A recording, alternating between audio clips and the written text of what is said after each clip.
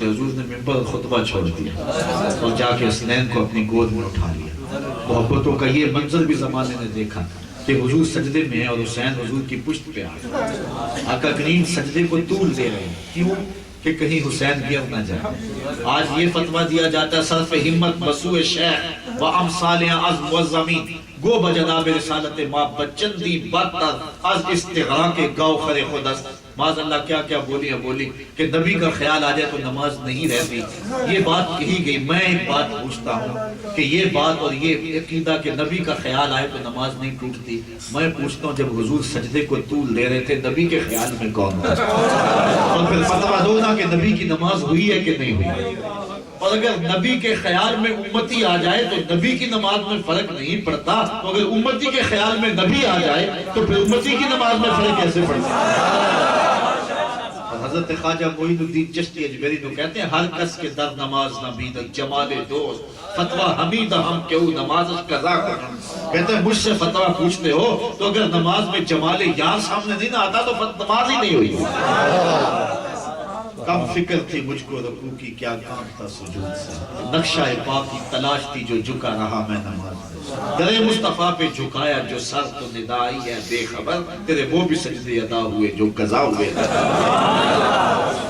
عبادت نام ہے تیری گلی میں آنے جانے کا، ریاضت نام ہے تیری گلی میں آنے جانے کا، تصور میں تیرا رہنا عبادت اس کو کہتا ہے۔ اور اقبال کا لہجہ بھی یہاں دیکھیے، وہ کہتا ہے گر تیرا شوق نہ ہو میری نماز کا امام، گر تیرا شوق نہ ہو میری نماز کا امام، میرا قیام بھی حجاب میرا سجود بھی حجاب۔ کوئی یہ نہ کہے کہ مختلف شعراء کے شعر پڑھ کے ذوق کی تازگی اور آبیاری کی ہے جبکہ اس کے پیچھے کوئی دلیل دیا ہو تو میں بخاری کی حدیث سناؤں، اور حدیث بھی وہ ہے جس کی البانی بھی تضعیف نہیں کر سکا، حدیث صحیح ہے۔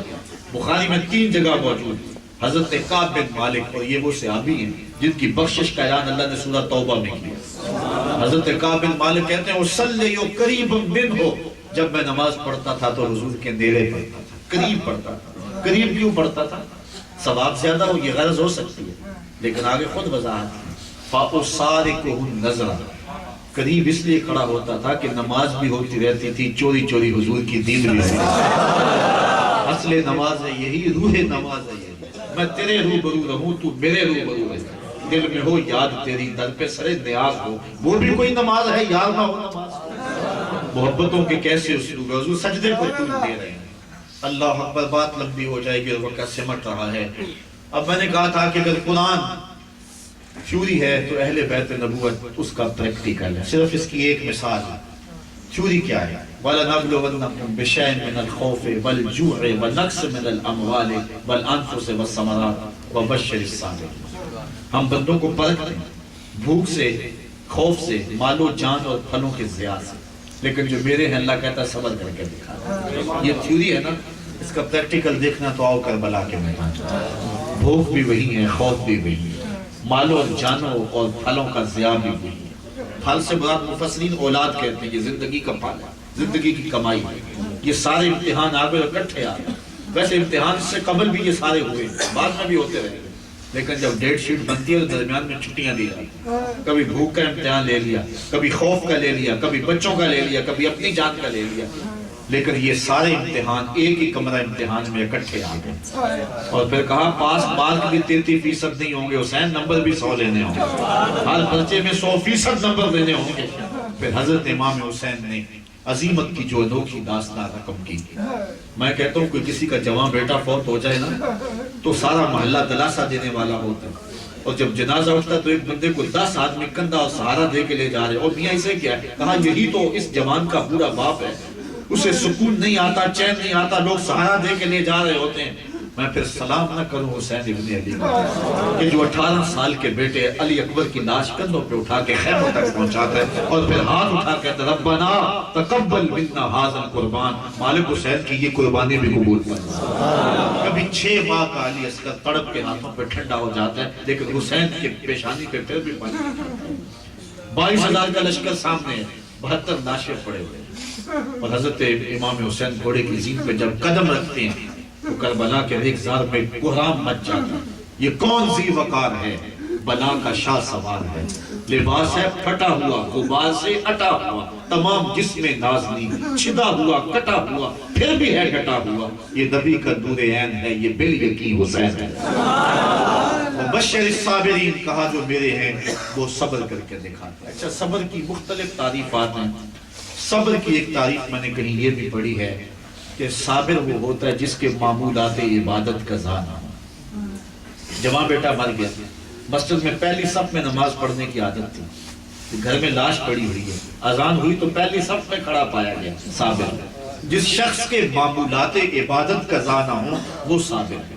اگر صبر کی یہ تعریف ہے تو حسین ابن علی گھوڑے کی زینت سے جب فرش زمین پر آئے تو 122 تیر آپ کے جسم میں تھے، 33 زخم تلواروں کے اور 34 گھاؤ نیزوں کے، لیکن جب زمین پر آئے تو صابر ایسا کہ نماز کا وقت ہوا تو پھر نماز قضا نہیں ہونی تھی، پیشانی سجدے میں رکھ دی۔ اور آپ جانتے ہیں کہ حضرت امام حسین کا سر تنے انور سے اس وقت کاٹا گیا جب سجدے میں جھکا ہوا، انہوں نے آپ کا سر سجدے میں کاٹ دیا، تن سے جدا کر دیا۔ یہاں ایک حدیث آپ کے سامنے رکھنا چاہتا ہوں۔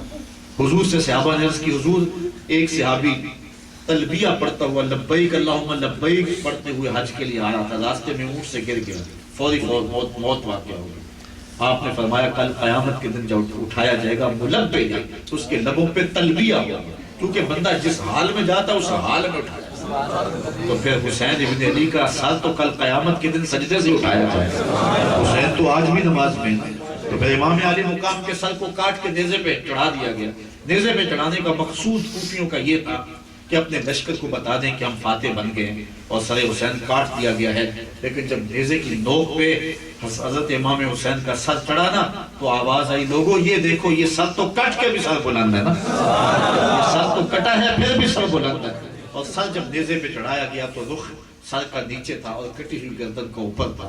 تو کسی نے کہا رکعت کے 2 سجدے ہوتے ہیں، ایک سجدہ کر لیا تھا، حسین کی پیشانی میں دیکھو دوسرے سجدے کی آرزو مچل رہی ہے، وہاں کے سر نیزے پہ اور سوئے زمین ہے روح، یعنی سجدہ ثانی کی ہے آرزو۔ حضرت امام حسین نے عظیمت کی وہ انوکھی البیلی اور خوبصورت داستان رقم کی کہ پھر ان کے علاوہ کسی اور کا یہ مقصود نہیں، بلکہ میں کہا کرتا ہوں کہ لوگوں نے خدا ہونے کے دعوے کیے، لوگوں نے مہدی ہونے کے دعوے کیے، لوگوں نے نبی ہونے کے دعوے کیے، لیکن آج تک کسی نے حسین ہونے کا دعویٰ نہیں کیا۔ کوئی سر کٹائے تو حسین ہونے کا دعویٰ کرے، کوئی جوان کی لاش کندھوں پہ اٹھا کے پھر بھی صبر کرے تو حسین ہونے کا دعویٰ کرے۔ اے حسین ابن علی تم پر سلام، نازش آل نبی تم پر سلام، تم پہ لاکھوں رحمتیں لاکھوں سلام، اے شہیدان محبت کے امام، لالا گون لالا بدن لالا کفن، اے چمن اندر چمن، زندگی ہی زندگی تیری حیات، اے حیات اندر حیات، افتخار ملت بیضا ہے تو، رب کعبہ کی قسم یکتا ہے تو، فخر کا دل میں دریچہ باز کرنا چاہیے، جن کا تو آقا ہے ان کو ناز کرنا چاہیے۔ ہم حسین والے نہیں، ہم واہ حسین، ہمیں ناز ہے کہ آقا حسین ہمارے آقا اور ہماری ماں اور ہمارے مقتدی ہیں۔ اللہ ان کے نبوش پاکی ہم سب کو برکت عطا فرمائے۔ میں حضرت کا آپ سب لوگوں کا بالخصوص انجمن ادارہ حاضر محترم مہر غلام غوث صاحب اور آپ سب کا شکر گزار ہوں کہ آپ سب نے میری کج مج باتیں سنی اور جو پیغام آپ تک پہنچا اس کو آگے پہنچائیں۔ اللہ ہمیں اسوہ شبیری پہ عمل کی توفیق عطا فرمائے۔ اور آپ لوگوں کی آمین کے ساتھ ایک دعا کرنا چاہتا ہوں۔ یہ دعا دل کی اتھا گہرائیوں سے اللہ کی بارگاہ میں کہتے ہیں کہ پردیس میں اور پردیسی کی دعا قبول ہوتی ہے، اس لیے آپ کی آمین کے ساتھ کہنا چاہوں گا، مالک میرے ملک اور میرے وطن پاکستان کی حفاظت فرما، دہشت گردی کے سلگتے علاؤ ٹھنڈے کر دے، امن کی بہاریں پیدا کر دے۔ وآخر دعوانا ان الحمدللہ رب العالمین۔